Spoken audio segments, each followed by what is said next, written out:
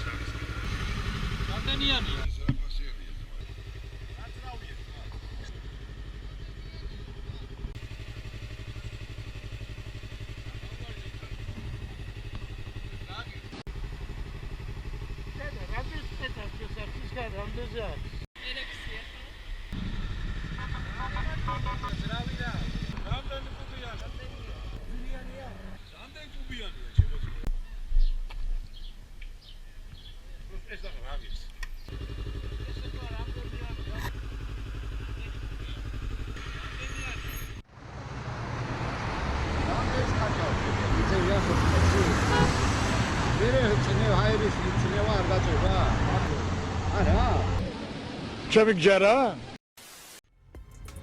Თქვენს წინაშეა Yamaha R3.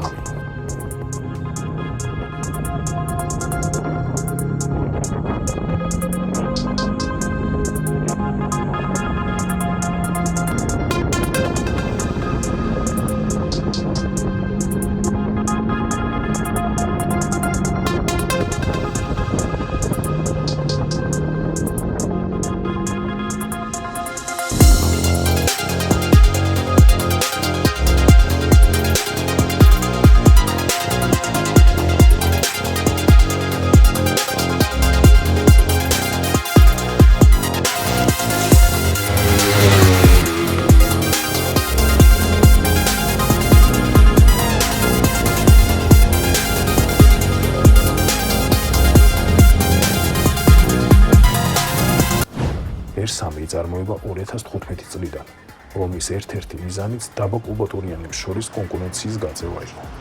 ასევე მოტოსპორტის მოყვარულთათვის პირველი ნაბიჯებით ძალების მოსინჯვა. ერთგვარი მარკეტინგული გათვლა იყო, ვინაიდან დაბალბიუჯეტიანი მოტო ვიზუალურად თითქმის იგივე სახით იყო, როგორც Yamaha-ს ცნობილი სპორტბაიკები იმ დროისათვის, მაგალითად R1, რომელიც გაცილებით ძვირი ყრეს, დაახლოებით 3-4 ჯერ ძვირი. თუმცა ამ ვიზუალიდან გამომდინარე, ჩვეულებრივ შეგიძლია მართოთ როგორც ქალაქურად, ასევე სპორტულად. ეს მოტოციკლები თავისუფლად გამოიყენება ყოველდღიურ ცხოვრებაშიც, როგორიცაა თუნდაც სახლის სამსახური, ან უბრალოდ ქალაქში გადაადგილება, მით უმეტეს არსებული საცობების გათვალისწინებით. ეს კონკრეტული მოტოციკლები 2016 წლის მიწურულს არის გამოშვებული. მართალია ამბობენ, რომ გემოვნებაზე არ დამობენო, მაგრამ მოდი დამეთანხმეთ და ყველამ ვაღიაროთ, რომ R3-ის ვიზუალი ერთ-ერთი საუკეთესოა და ის ხშირად ხდება გავლენათა ყურადღების ცენტრში. გამოკვეთილია მისი თანამედროვე დიზაინის ტეხილი ფორმები, რითაც ადვილად გამოარჩევთ სხვა მოტოებს შორის. პირველი დადებითი მხარე ამ მოდელისა პირადად ჩემთვის სწორედ ვიზუალური მხარე იყო. განსაკუთრებით ამ ფერთა კომბინაციით, რომელიც ადვილად გიზიდავს და კაცრი გამოხების უკან რეალურად საერთოდ არ არის მკაცრი და ბოროტი პირიქით. ბევრ შეცნობას გაპატიებს ეს მოტოციკლები, ხოლო მას შემდგომ რაც მართვას უკვე დაიწყებს საბოლოო დარწმუნდები, რომ ამ კატეგორიასა და კლუბატურიან ბაიკებს შორის ერთ-ერთი საუკეთესოა. ძალიან დამჯერია და არ მოითხოვს რაღაც არაადამიანურ ძალისხმევას. დამწყებ ბაიკერებს ძალიან ბევრ სასიამოვნო ემოციას მიანიჭებს. რაც შეეხება უშუალოდ მოტოციკლების ძალას, ეს არის რა თქმა უნდა რკინა, მაგრამ გარედან გარკვეული ნაწილები შემოსილია პლასმასებით. თუმცა ისეა შეღებილი, რომ ერთი შეხედვით შესაძლოა ჩათვალოთ, რომ თითქოს ზარის შემადგენელი ნაწილია. მე ახლა ეს მონაკვეთი კარბონის სპირით მაქვს დაფარული, იმიტომ რომ როდესაც სამუხლეებს ვიკეთებ, პლასმასთან შეხებისას მცირე ხაზებს ტოვებს და რომ დავიცვა ის ნაკადრებისგან. დაკიდების სისტემა ტელესკოპურია, ხოლო უკან მონოამორტიზატორი. კარგად ამუშავებს უსწორმასწორო გზით ან ორმოებით გამოვლენილ ჩალაღებს. სრული სიგრძე 2 მეტრზე 50 მეტრია, სიგანე კი 72 სანტიმეტრი. წინაფარების აგრესიული გაუმეტყველება და კარგი ნათება ადვილად შესამჩნევს გახდით გადაადგილებისას. გვაქვს როგორც ახლო შუქი, ასევე შორი განათებაც. მაჩვენებელთა დაფაზე ოდომეტი ციფრულია, ტაჰომეტრი კი ანალოგური. აქვე შესაძლებელია კილომეტრების დანიშვნა, მილების გადაყვანა ან პირიქით. ზეთის შეცვლის ჩვენების განმოვლებაც დაუშვათ თუ ზეთი შეცვალეთ, რომ არ გამოგრჩეთ შემდგომი შეცვლის დრო, შეგვიძლია გავანულოთ და უკვე გავიგოთ შემდეგი კილომეტრაჟი, როდის გვიწევს ზეთის შეცვლა. ეს არის სლაიდერები, დამცავი, რომელიც საკმაოდ მაღალი ხარისხის არის მოტოს შეძენისთანავე. გამოვიწერე და დავაყენე, ამაში ფული არ უნდა დაგენანოთ. მოტოს ქარხნულად აქვს თვითონ ძარაზე ამ დამცავი სლაიდერებისათვის სამონტაჟო ხრეტები გათვალისწინებული, ამიტომ უბრალოდ გამოიწერთ და ადვილად დააყენებთ. ძარაზე აღარ არის საჭირო რაიმე დამატებითი ღონისძიებების გატარება. ამ სლაიდერების საშუალებით თითქმის მთელი მხარე დაცულია, რადგან ის თავის თავზე იღებს დარტყმას და გზის საფარზე წაქცევით გამოწვეულ ხახუნის ძალებს. ჯობია ეს სლაიდერი დავაყენოთ, იმიტომ რომ დაცულები ვიყოთ. სარკეებსაც აუცილებლად მინდა შევერხო, იმიტომ რომ ის საკმაოდ ოპტიმალური ზომისაა. არც დიდია, არც პატარა, ხოლო მისი სიმაღლე ისეთ ნიშნულზეა გათვლილი, რომ საცობში მოძრაობისას როგორი ტიპის ავტომობილიც არ უნდა შევხვდეთ, უმეტეს შემთხვევაში არ დაემთხვევა სარკეების სიმაღლე, შესაბამისად ნაკლებად მოსალოდნელია გაედოთ ვიწრო გასასვლელში მოძრავ ან გაჩერებულ ავტომობილს. თუმცა თუ ასეთი რამ მაინც მოხდა, ამაზეც იფიქრა Yamaha-მ და სარკეები იკეცება. როგორც თლიანად, ასევე უშუალოდ. თავისუფლად არის შესაძლებელი არეგულირებულ უკანახების არეალი, პრაქტიკულად შეუძლებელია რომ ამ მოტოზე მოტეხოთ სარკეები, თუნდაც დაცემის შემთხვევაში მინედან ის თავისთავად იკეცება ზედაპირთან შეხებისას. ვიზუალური მხარე ჭრაბეჭდილება ასტოვებს, რომ სპორტული ზომის პოზიციაში უნდა მართოთ ეს მოტოციკლი. თქვენ როდესაც დაჯდებით და გაატარეთ ამ მოტოციკლებს, დარწმუნდებით, რომ ეს არის ჩვეულებრივი ეგრეთ წოდებული სტრიტ სტილი. ანუ ეს არ არის სპორტული ჯდომის მანერა, თუმცა თქვენ შეგიძლია სპორტულად მოთავსდეთ და ისე მართოთ, აი მაგალითად, როდესაც ავტობანზე მოძრაობ, თუ ქარია, ანუ უბრალოდ მინდა უფრო სწრაფად წავიდე, რა თქმა უნდა სპორტული ჯდომის პოზიციას ვიღებ და ისე გადავაადგილებ. ამიტომ ესეც ერთ-ერთი პლუსია ჩემი აზრით, რომ ეს კონკრეტული მოდელი გვთავაზობს სხვადასხვა ჯდომის პოზიციას, იმის მიხედვით, თუ რა რეჟიმში გადავაადგილდებით. მოტოზე გათვალისწინებულია უკანა მგზავრის ადგილიც და ორი საშუალო წონის ადამიანი, ანუ თვითონ ბაიკერი და მგზავრიც უკუპროპორციონალურად შეძლებს გადაადგილებას. ასევე მინდა აღნიშნო უკანა მოსაჯდომის შესახებ. ეს ცოტა შემაღლებულ პოზიციაშია და მიადვილებს ხოლმე მძიმე ვარგის ტრანსპორტირება ზურგჩანთით. ანუ, როდესაც ზურგჩანთა მიკეთია, მისი ძირი პირდაპირ ედება მოსაჯდომს. შედეგად არც მხრები მეღლება და არც ზურგჩანთის სახელურებია დაჭემულ მდგომარეობაში. რაც შეეხება საბარგულს, ამავე საჯდომის ქვემოთ მცირე საბარგულია, სხვა მოტოციკლებისგან განსხვავებით აღნიშნულ სტილში, რომელიც არის ხოლმე წარმოდგენილი, უფრო მოცულობითია საბარგული, რა თქმა უნდა დიდი არაფერი, მაგრამ მაინც ეტევა გარკვეული პირველადი სახის ისეთი ნივთები, როგორიც არის ეგრეთ წოდებული აფთიაქი, ასევე აქ მაქვს ხოლმე ჩალაგებული ბადე, რათა მოსაჯდომზე ჩაფხუტი დავამაგრო ან რაიმე ნივთი თუ შევიძინე და ტრანსპორტირება მესაჭიროება, აქვეა საიდუმლო ღილაკი, რითაც შესაძლებელია სტოპ სიგნალების ჩვენს გემოზე დაპროგრამება. თუმცა უნდა აღვნიშნოთ, რომ ეს დამატებითი ოფციაა და ჩვენ ქარხნულ მოტოციკლებს არ მოყვება. ეხლა გაჩვენებთ, როგორი ლამაზი რეჟიმებით არის შესაძლებელი, რომ დავაპროგრამოთ ეს ციმციმები.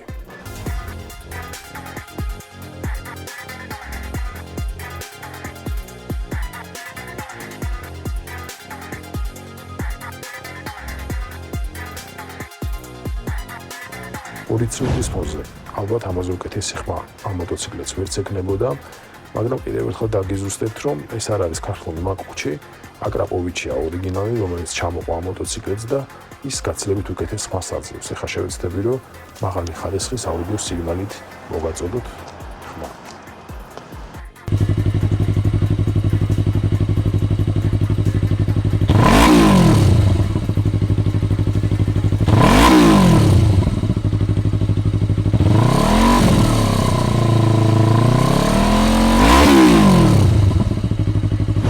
ალბათ ჩვენი ქვეყნის გზებიც გაითვალისწინა წარმოებულმა, როდესაც ამ მოდელს უშვებდა. რა თქმა უნდა, ეს ხუმრობით, მაგრამ მართლა კომფორტულია ეს მოტოციკლეტი ჩვენი უსწორმასწორო და ორმოებით სავსე გზებისთვისაც.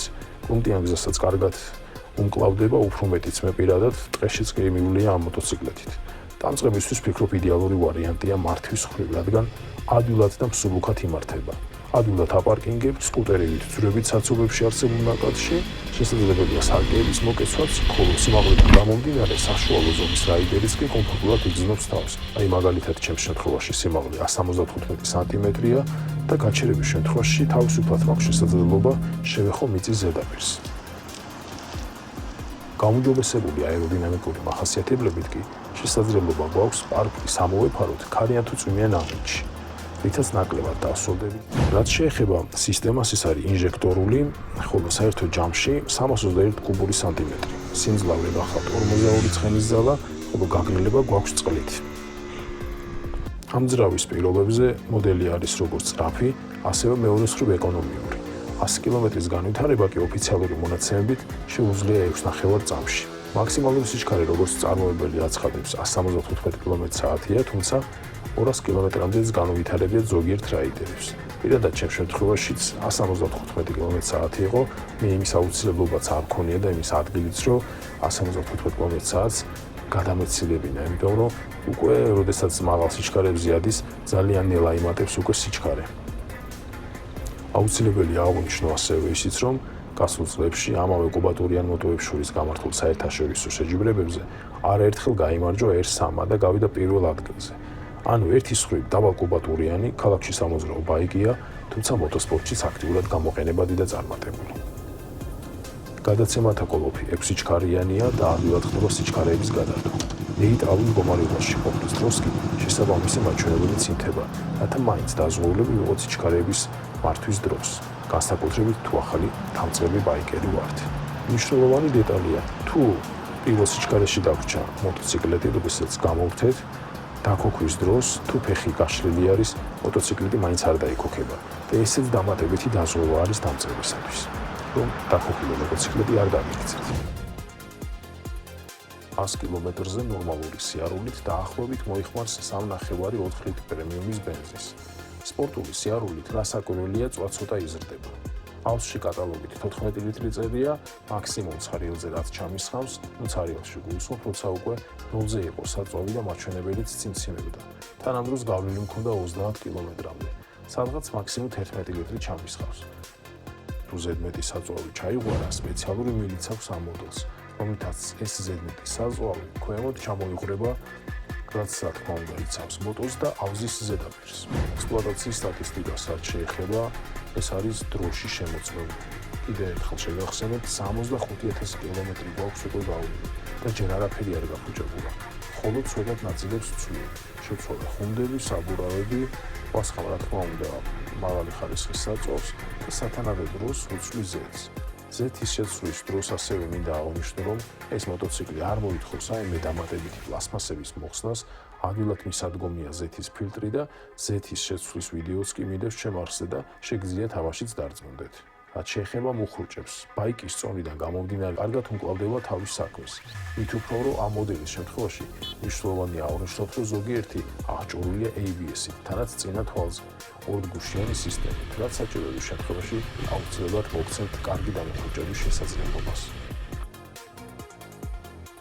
საბურავები არის ალუმინის 17-იანი, რაც ამცირებს ბაიკის წონას, წინ არის 110-60, ხოლო უკან 140-70.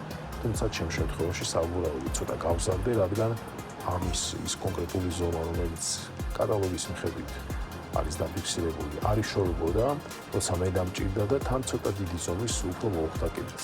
საინტერესო დეტალი იმაზე, თუ როგორ ზრუნავს Yamaha ჩვენს უსაფრთხოებაზე. გარდა ზემოთქმულისა, ასევე აქვს ჯაჭვის საბურავებში ჩათრევის საწინააღმდეგო, აი ესეთი საინტერესო დეტალი. ასევე თუ საყბენი ფეხი გაშლილი დაგჭერთ და ისე აპირებთ დაძვას, პირველ სიჩქარეში ჩაგდებისას მოტოციკლეტი მაინც არ წავა. საბოლოო შეფასება არის ესეთი, რომ ეს მოტოციკლები ჩემი აზრით არის სილამაზის, სისწრაფის და ეკონომიურობის საუკეთესო სინთეზი დამწყებისა და საშუალო დონის რაიდერებისათვის. ასე დავახასიათებდი მოკლედ ამ მოდელს. იმიტომ უნდა შეიძინოთ ეს მოდელი, რომ პირველ რიგში არის ხელმისაწვდომი ღირებულების თავის კლასში. აქვს დახვეწილი დიზაინი, არსებული დაბალმოტორების ფონზე უფრო სოლიდურად გამოიყურება და უფრო მაღალი კუბატური შთამბეჭდილებასაც ტოვებს. არის კომფორტული და დამჯერი, საკმაოდ კარგად მანევრირებადი. მოტოციკლეთი თუ როგორი გამძლეც არის, ალბათ ამაზე უკვე ბევრი ვისაუბრე და ბოლოს ის არის სკუტერებით მოქნილი. ძალიან პრაქტიკულია და ვიწრო გასასრულებში ჩვეულებრივად მოძრაობს. და ბოლოს, მთავარი კითხვა: იყიდოთ თუ არა ეს მოტოციკლეტი? მგონი ამ ვიდეოს აღწერიდან, სადაც შევეცადე გადმომეცა ის ინფორმაცია და ჩემი 5 წლიანი ამ მოტოსთან თითქმის ყოველდღიური ექსპლუატაციით გამოწვეული ემოციები, ალბათ უფრო გაგიადვილებთ დღეიდან, თავად გადაწყვეტოთ, იყიდოთ თუ არა ეს კონკრეტული მოდელი. თუ რაიმეს დაამატებთ, დაწერეთ კომენტარებში, ასევე შეგიძლიათ დააფიქსიროთ ნებისმიერი კითხვაც დაკავშირებული ამ მოდელთან, რაზეც ჩემი გამოცდილებით შევეცდები რომ გიპასუხოთ. არ დაგავიწყდეთ არხის გამოწერაც.